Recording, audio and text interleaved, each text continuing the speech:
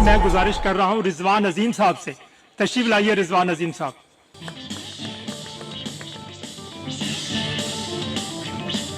بہت شکریہ، اور میں شاید آڈ مین آؤٹ یہاں پہ ہوں۔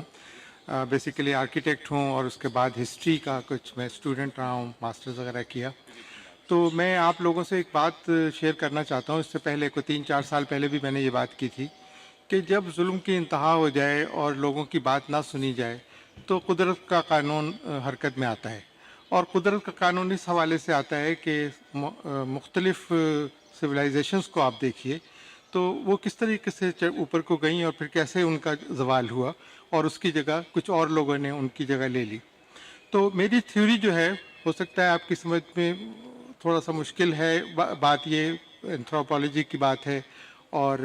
شاید اس میں کچھ فیوچر کے متعلق بات کرنا کچھ مناسب نہیں ہے، لیکن جو میری ریڈنگ ہے وہ میں بتا دیتا ہوں آپ کو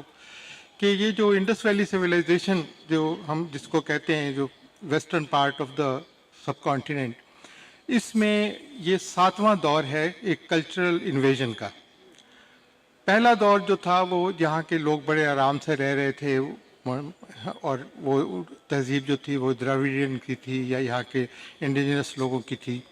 اور ان کے اندر بھی کچھ مسائل تھے، کچھ ان کے پرابلمس تھیں، کچھ ان کے غلط خیالات تھے، کچھ اچھے تھے، لیکن وہ جب ختم ہونے لگی تو پھر آرینس کا دور آ گیا ایک دم، جو 1500 قبل مسیح کی بات ہے۔ اور وہ کس وجہ سے آیا، وہ آرکیولوجسٹ کے قبضے میں ہے کہ وہ دیکھتے ہیں کہ وہ انوائرمنٹ نے ان کو ذلیل کیا یا اس پہ انویژن ہوئی یا زلزلہ آ گیا، بہرحال۔ اچھا، وہ جو سویلائزیشن تھی اس نے پھر ویدک سویلائزیشن کی شکل لے لی، اس میں 4 طبقے ہو گئے، مزدوروں کا انہوں نے بالکل نیچے کی طرف رکھا، اور جو یہاں کی لوکل پاپولیشن تھی اس کو بھی انہوں نے شودروں میں کنورٹ کر دیا، اور وہ اس طریقے سے ایک رائلٹی کے حوالے سے، اور کہ ایک جو راجپوت ہیں وہ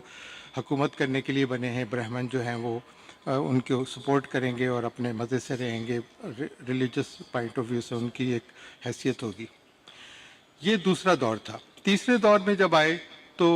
یہ ہمارے الیگزینڈر دا گریٹ کے بعد جو یہاں پہ ایک اتھل پتھل ہوئی، جس میں کہ یہ ایرانی لوگوں کی بھی یہاں پہ عمل دخل تھا، اور اس کے بعد پھر یہاں پہ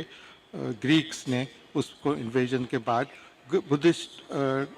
اس میں کنورٹ ہو گیا، کشان آ گئے، اور انہوں نے یہاں پہ اس ویدک سویلائزیشن کو ختم کر کے اور یہاں پہ ایک بدھسٹ ریلیجن اور سویلائزیشن کی بنیاد رکھی۔ یہ ایک تیسرا دور تھا۔ اب چوتھا دور جو آیا وہ اس کے بعد مسلمانوں کا دور ہے، جس میں کہ وہ انہوں نے ہندو شاہیہ کو اور جو یہاں کے لوکل وہ پولیٹیکل سسٹم تو اس کو تہس نہس کر دیا، اور اس کے بعد یہاں پہ اسلامی حکومت کا قیام ہو گیا، اور انہوں نے اپنے رولز اینڈ ریگولیشنز بنائے، اپنے قاضی مقرر کیے، اپنے انہوں نے کھانے پینے یہاں پہ، اور اس کے علاوہ لباس کا رواج، یہ سب چیزیں۔ تو جناب اس کے بعد پھر یہ مسلمانوں نے ایک اپنا سسٹم یہاں پہ رائج کیا، جو کہ سوشل بھی تھا، کلچرل بھی تھا، پولیٹیکل بھی تھا، ہر لحاظ سے ایک نیا سسٹم تھا۔ وہ اس کی ایملگمیشن ہوئی، کچھ لوگوں نے اسے پسند کیا، کچھ لوگوں نے اس کو بالکل ڈس لائک کیا، اور وہ بات اورنگزیب تک ہوتی ہوئی وہ پہنچی بالکل انحطاط کی طرف، اور اس کے بعد فورتھ جو تھا وہ آیا برٹش پیریڈ، اور برٹش پیریڈ نے اس خاک میں سے جو شعلے تھے وہ تھوڑے بہت وہ بجھا دیے، اور یہاں پہ ایک نیائی سسٹم آ گیا، جن کی ایف آئی آر کٹنے کا فارم تک بھی جو ہے نا وہ اب نیا ہو گیا، اور منشی کا اور فارسی کا چلن جو تھا وہ ختم ہوا، اور یہاں انگریز اور ان کا کلچر جو تھا، اور پرائیویٹ سکولز اور پبلک سکولز اور یہ سارا سسٹم چلتا رہا۔ اس کی جو باقیات ہیں یا اس کا جو مردہ گھوڑا ہے وہ آج تک چل رہا ہے۔ اس برٹش سسٹم کو ہم سینے سے لگائے ہوئے ہیں، اور اس میں ایک رائلٹی کی کلاس ہے جیسے کہ برٹش سسٹم میں ہے، اور پھر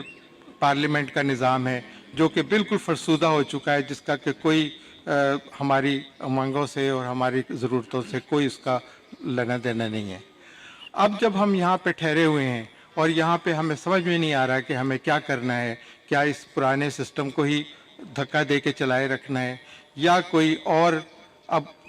میدان تازہ ہے بالکل کہ کسی اور نے آ کے اس کو ریپلیس کرنا ہے۔ یہ بہرحال اب طے ہے تقریباً کہ جو ہم ابھی تک چلا رہے تھے وہ ختم ہو چکا ہے. بہت بہت شکریہ سر.